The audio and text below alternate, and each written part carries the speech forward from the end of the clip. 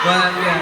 Bukod sa gusto namin kayo pasalamatan, meron po kami gusto pasalamatan. Of course, we would like to thank 1Z Entertainment. Thank you. Make some noise for 1Z! Let's go!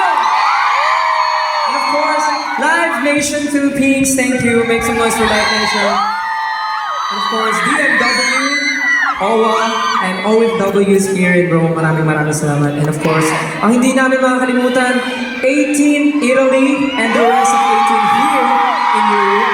Maraming salamat po. All partners and the entire Filipino community behind Sama sa Roma, the production and the attendees for having us here in this special event. Again, thank you so much for the bottom of my heart. Maraming salamat po. Dahil dito sa binibigay ng energy, sana po makapag-perform ulit kami dito sa Rome, real concert, as many concert, and even the real countries or places here sa Europe, sana po makapag-tour kami dito dahil ramdam na ramdam namin yung support ninyo. And nakakatuwa rin po to be here kasi yung Sama sa Roma is also, we have the same goal to introduce and to empower yung Filipino culture, especially sa panahon ngayon.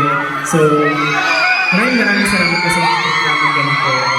Sana po may makahalig kami para po mapalakas pa natin talaga yung kultura ng Filipino, especially the music. So, maraming salamat.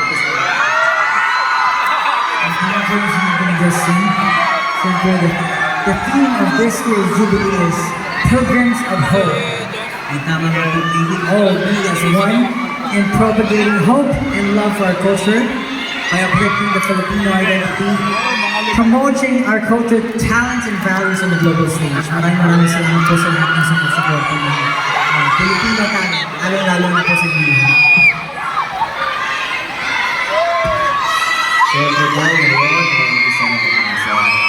The last of the three-part celebration for our community.